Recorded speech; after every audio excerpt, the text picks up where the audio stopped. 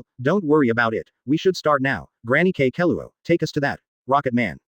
Grandma K. Keluo was shocked. Huh. Why do you know?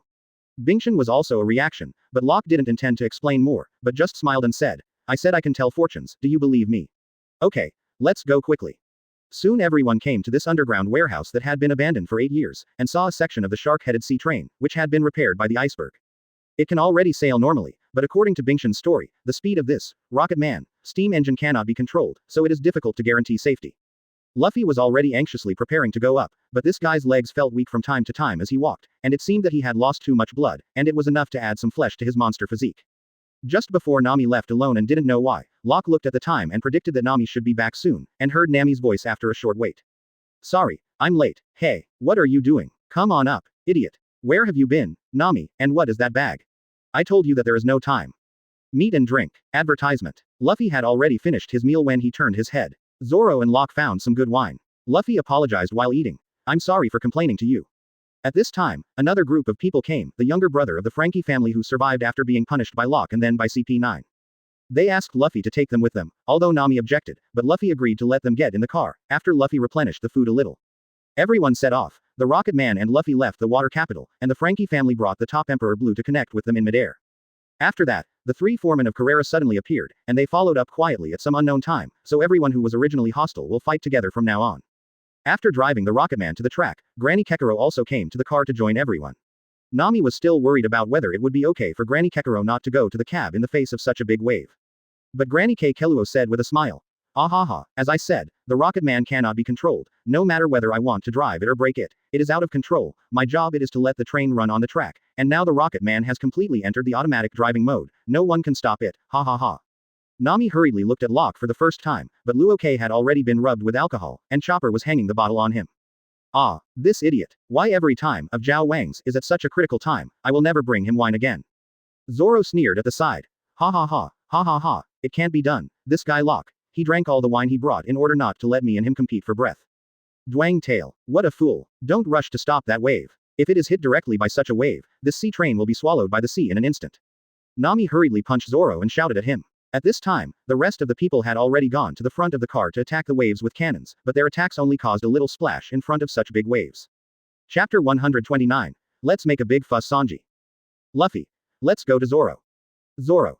Yeah, the two came to the front of the car, and Zoro said to everyone, hey. Keep shooting forward. Barry asked suspiciously, what do you want to do? The two stood at the front, and Zoro put the knife to his mouth and said, we're going to fire cannons. At this time the big wave was in front of them. Luffy said to Zoro, what is 108 times 2? Zoro. 216. Luffy. 216 is too long, so difficult to pronounce. Zoro. That's as much as you want. The Frankie family behind them all said in surprise.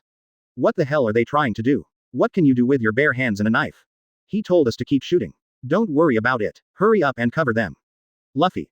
Okay. Then 300. Zoro. 797 inches, yeah. Luffy. Rubber tilde operator. Zoro. 300 troubles. Advertisement. Siege cannon. Boom. The joint blow of the two directly pierced the huge wave through a big hole, and the Rocket Man rushed in along the track, and successfully rushed out of the huge wave under the condition that he might be swallowed at any time. But before everyone started cheering, a super large Sea Kings appeared directly in front of the train behind the giant wave. Caught everyone off guard, except Locke, who had just been shaken awake. Ruined. Too big. This monster. Shoot. Shoot. Luffy and Zoro also looked solemn, and now neither of their attacks could kill the big guy who suddenly appeared, and there was no time for the two of them to charge up for the attack just now. Isn't it resolved yet? It's noisy. Luffy turned her head in surprise and said, Locke. Zoro also calmly withdrew his knife and said, you be asterisk asterisk asterisk asterisk asterisk D is already awake. Locke watched the monster that was close at hand slowly spread its dragon wings and rushed over. Majins, Octet, boom. With one punch, a huge hole was pierced through the body of this poor giant Sea King's monster, and the Rocket Man passed through easily, and the crisis was resolved. The Frankie family and the Carrera boatmen behind them were stunned. They didn't know what to say for a while, and they started cheering after a while. After the three of them got back inside, Locke was beaten up by Nami just as he was about to get a drink from Granny Kekeluo, and he sat obediently on the sidelines and didn't dare to speak. Advertisement. On Nami's side, the phone bug left by Sanji is also connected. Nami has told Sanji everything about Robin, and now he is waiting for Luffy to give an order. Sanji. Luffy. Luffy. Oh, it's Sanji. How's your side? Where's Robin? Sanji. Miss Robin is still in their hands. I just heard Miss Nami explain the situation. AJFJ. Ah. I know everything. Luffy. That's right, that's the way it is, you can make as much noise as you want.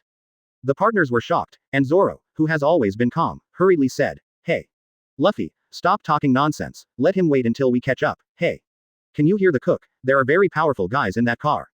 It's okay, Zoro, what would you do if it were you? I heard that Robin lied to let them take him away in order to save us, can you just stay here obediently, it's useless to stop him. Luffy interrupted Zoro and said Sanji's true thoughts, and Sanji on the other end of the phone bug also said with a smile. It's so sensible. Hello Chlorella, are you worried about me?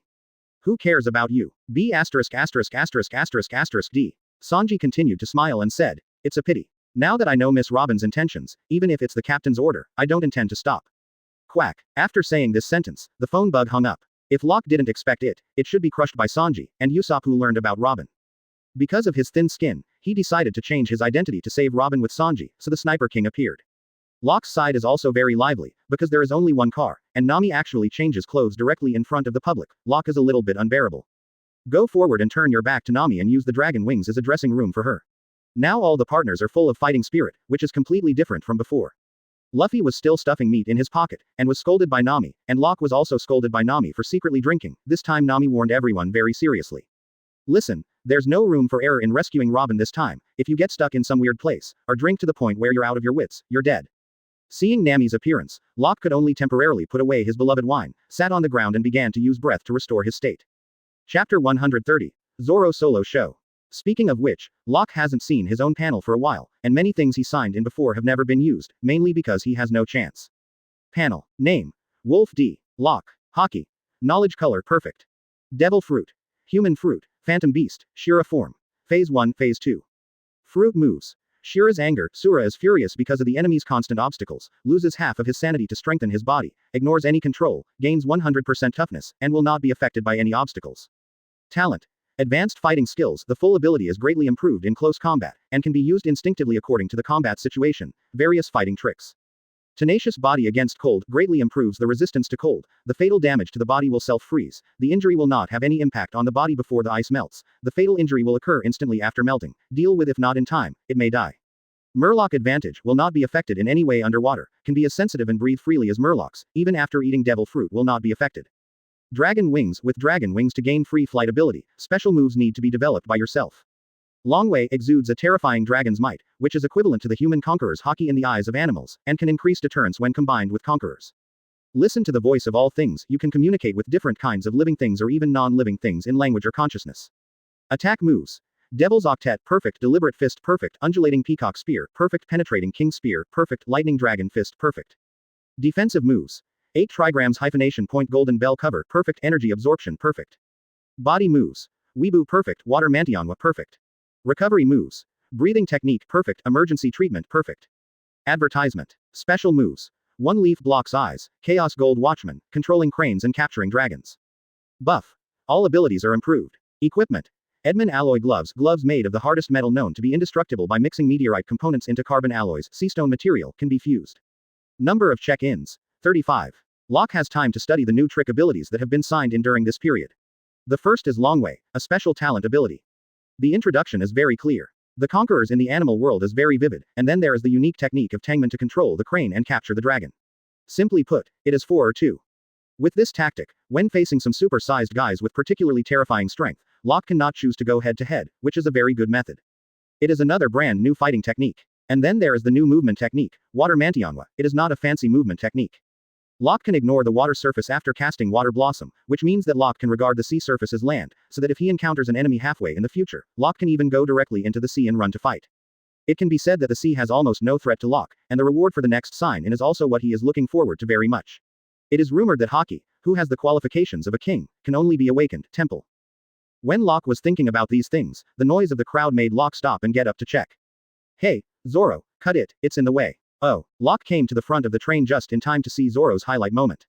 I am living in a desolate world, and I will cut everything. 2 swords Ryokai Rashomon. Pyre. Advertisement. 0. Seeking flowers. 2 sword chi erupted, and Zoro split the section of the sea train in front of them into 2. The people on the train stood neatly on both sides, and everyone was astonished as Orochimaru. Everyone on the train cheered again, but Locke knew it wasn't over yet. Zoro's solo show was still going on, and he just watched it quietly here. Soon their train passed the Sea Kings that had been cut in half, although it looked smaller than the one they met when they left the City of Water. But this body size is also much larger than the Rocket Man. At this time, it has been evenly divided by people and lying on both sides of the track. This is the enemy that will be encountered soon.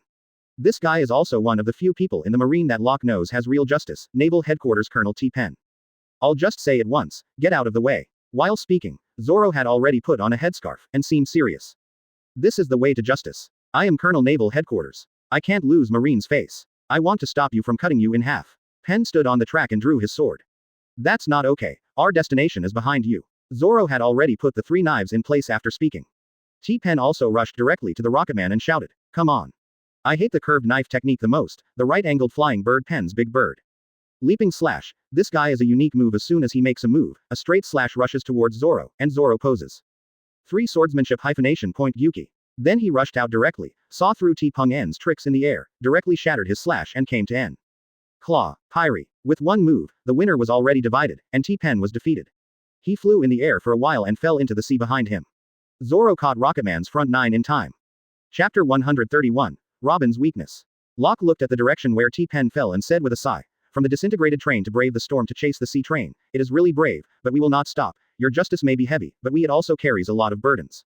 On the other side of Adventure Tom, Sanji, Sniper King and Frankie's joint rescue plan for Robin has come to an end, and Sanji and Frankie have already opened up everyone in the next few cars. Usopp also came to Robin's side smoothly, and when the confrontation started, Usopp asked Sanji and Frankie to disconnect the 3rd car. Robin ran away after throwing the smoke bomb belt, 483, but because of Khalifa's whip, the carriage they were in was entangled, and Blueno pulled back abruptly. Angrily, Sanji charged up and almost broke Blueno's iron body, making everyone in CP9 guess that although Sanji has not been offered a reward, he must be one of the main players. In the end, Frankie sacrificed his life and directly pushed out the entire wall connecting the door and successfully blocked the CP, but he also fell into their hands. A door opened behind Sanji, who thought he would be able to escape, and Blueno appeared out of nowhere to deal with Sanji and the Sniper King. Robin stopped him when he was about to kill him, and when Robin was about to leave with them again, the Sniper King spoke. Wait, it's okay, Robin, you'll be fine, you're hiding something, right? Even that's okay. But, for pirates, if you don't have the captain's permission, it is absolutely not allowed to leave without permission, so, you have to trust your comrades. In Robin's eyes, the scene of his hometown being destroyed by Buster Call appeared in Robin's eyes. After a while, Robin turned and entered the door. Sanji wanted to call her, but Bluno said, it's useless, Nico Robin won't break the agreement. Advertisement. Sanji yelled angrily, why so sure? A long time ago, a small island was destroyed. Under the Buster Call launched by Marine, there was no trace of the last burning of that small island. At that time, only one person survived, and she was the young Nico Robin, Marine 5 people from Vice Admiral and dozens of warships, etc. For a woman who witnessed that overwhelming military force, Buster Call was an inescapable nightmare. The horrible memories instilled in her since she was a child made her unable to face her companions.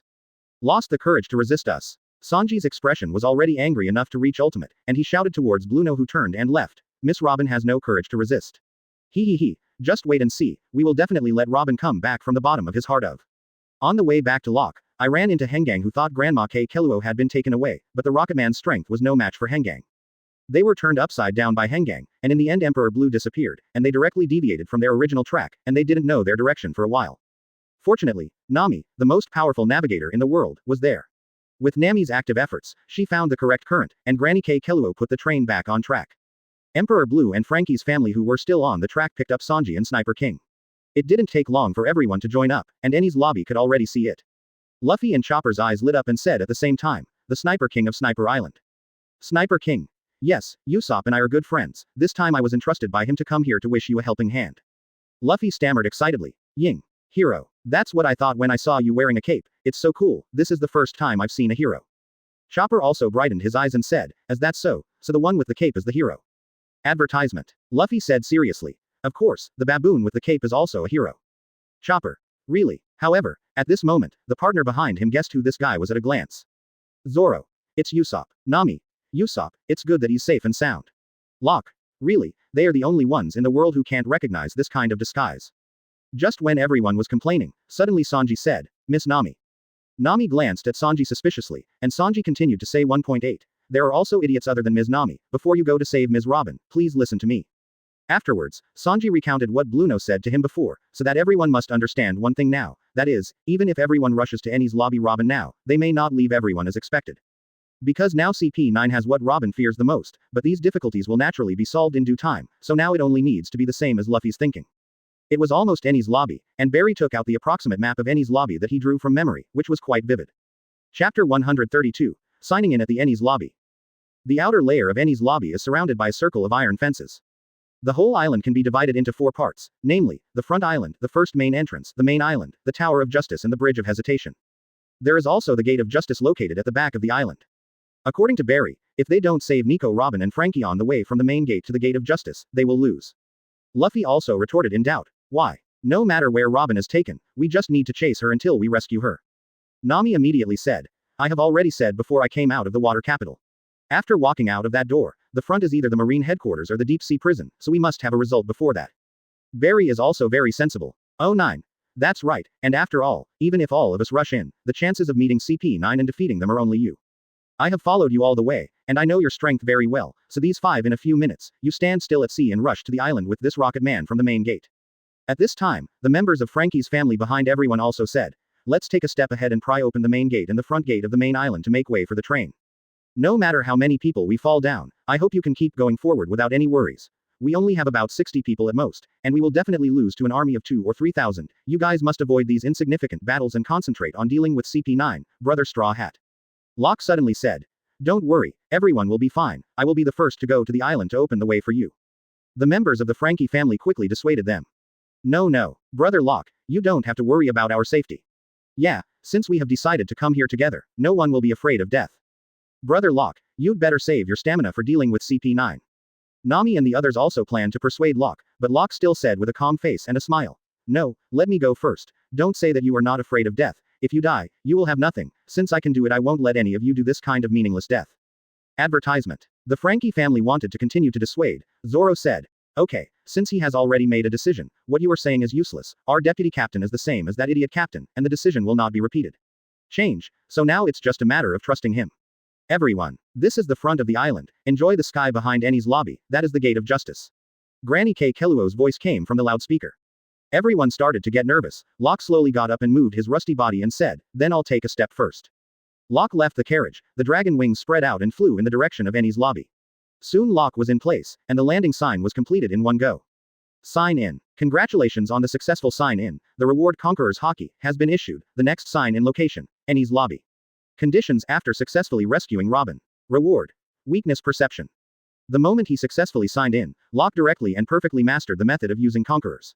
When he opened his eyes, a dense crowd appeared in front of him, clamoring around him. Locke calmly spread his hands and said, "Is this what it feels like to have the qualifications of a king? It's really very good. Feel it, this terrifying Haki." As the last word of Locke fell, Conqueror's Haki was also released at that moment, and an invisible energy covered all the people here. Plop. As the first person fell, one fell down one after another, and the Majima guarded by thousands of people was cleared by Locke. After all this was done, Locke flew up and shouted to the stunned people on the train.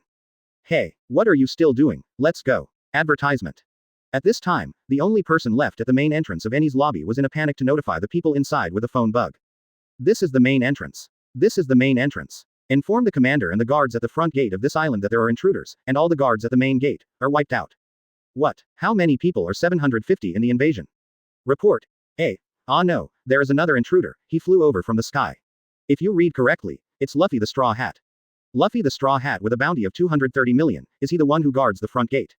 No, the guard at the main entrance is Straw Hat Crew Deputy Captain, Insra Locke. That man, he has nothing to it for everyone.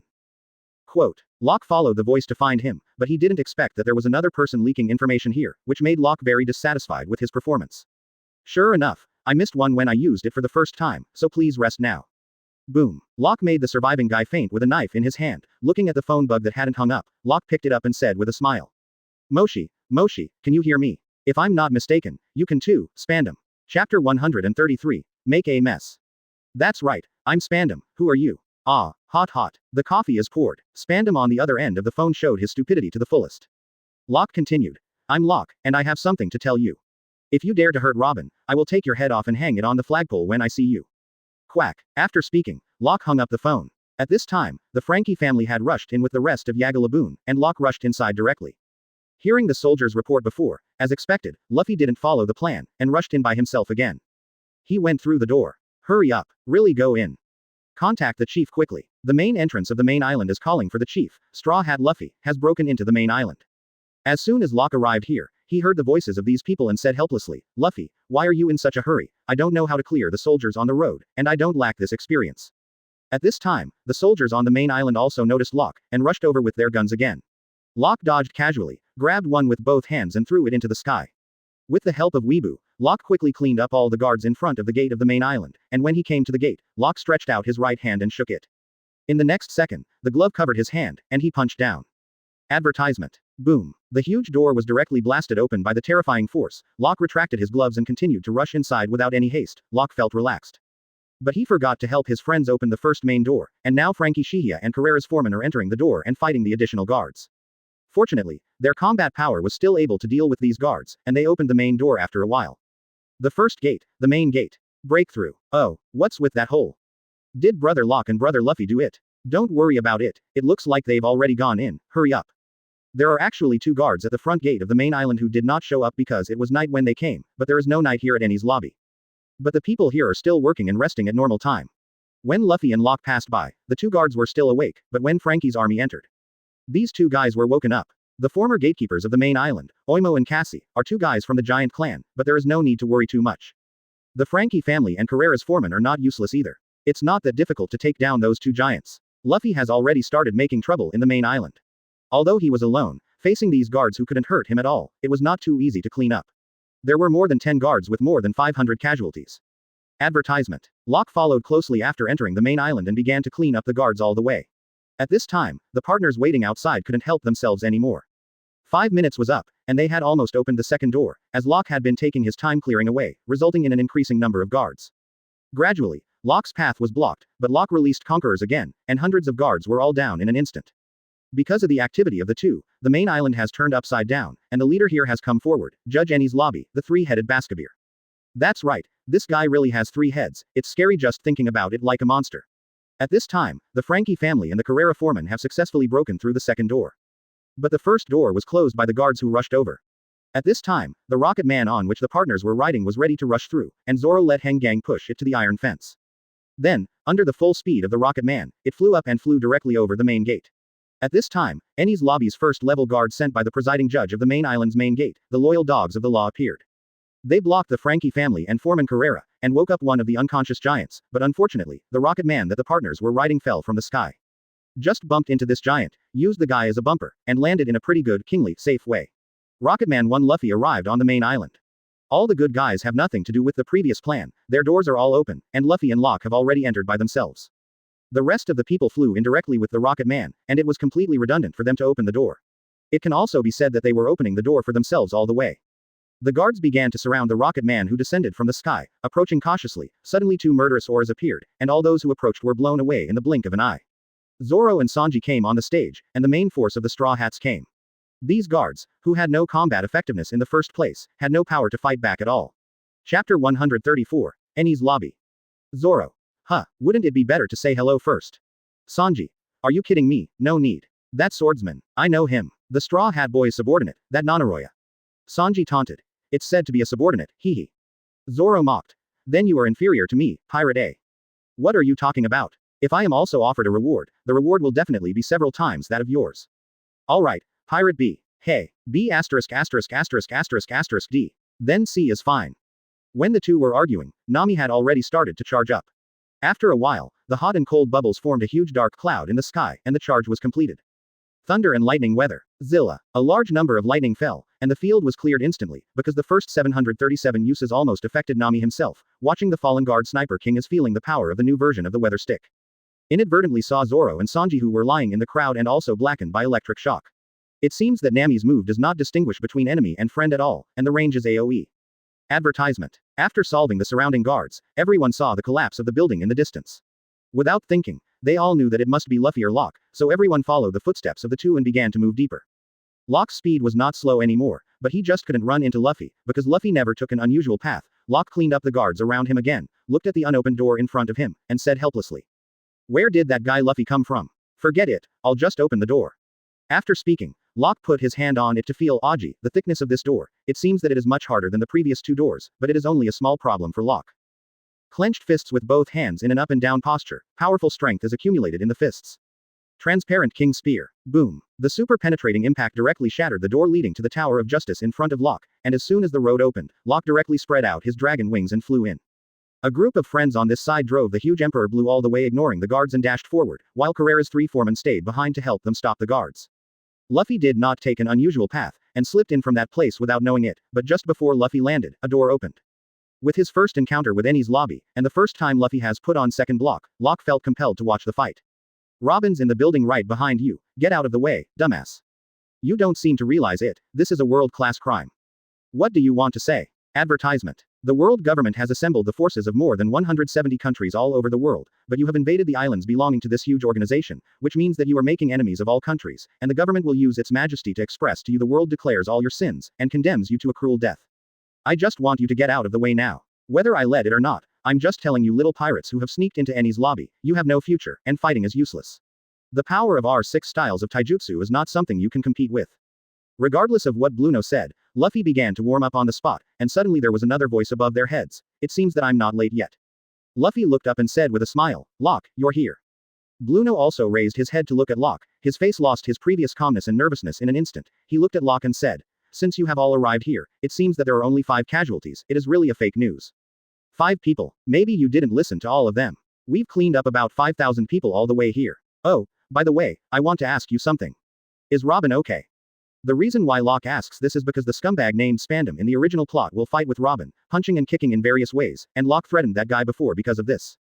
Nico Robin and Carter Fram have been imprisoned by the officer. I advise you not to continue to struggle. The crimes on Nico Robin cannot be cleared if she does not die.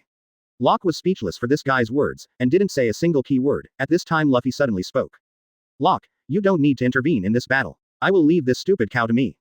Locke smiled faintly and sat aside directly. Good captain. Bluno said disdainfully. Luffy, Straw Hat Boy, although you are the captain of the Straw Hats, your strength is not the strongest. There is no way for you to win if the difference in combat power between you and me is weak. Luffy moved his fist and said, you are right, but I don't think I will lose to you at all now. Chapter 135. Second Gear Luffy vs. Lu Chi. Rubber Revolver. Iron Body. Boom. With a muffled sound, Bluno vomited blood and was punched back by Luffy for several steps. He looked at Luffy in shock, but there was no time for him to be surprised at this time. Rubber Gatling. Shave. He thought he had escaped Luffy's attack by using Razor, but he didn't expect his movements to be completely seen through by Luffy. Luffy approached quickly and punched Bluno in the face.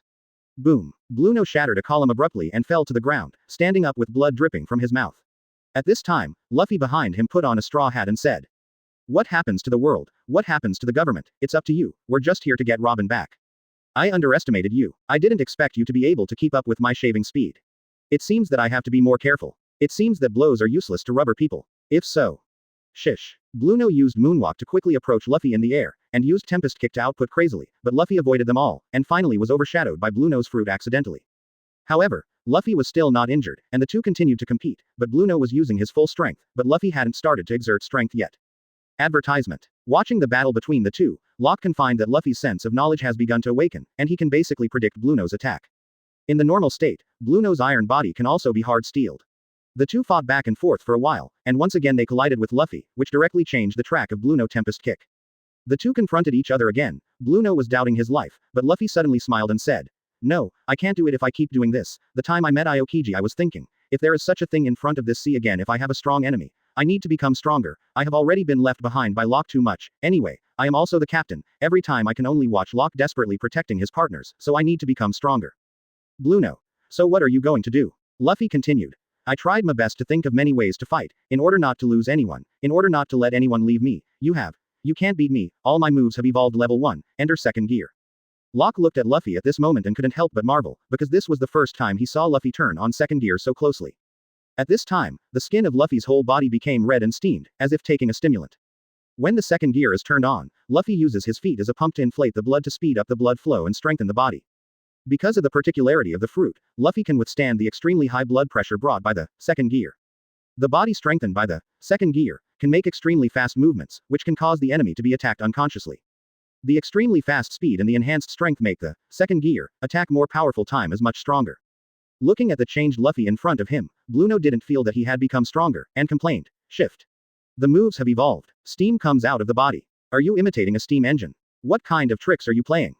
Boom. The attack that Bluno couldn't see at all was directly sent flying by Luffy and crashed into the wall the moment he shaved, and when he got up in a panic, he found that Luffy was gone. Locke couldn't help but said, "Bluno, I advise you to be kind, because there are not many opportunities to talk to you." Iron Body Steel. Advertisement. Luffy. It's great to meet you here, so I won't lose my companions." After taking several moves from Luffy one after another, Bluno finally realized the truth.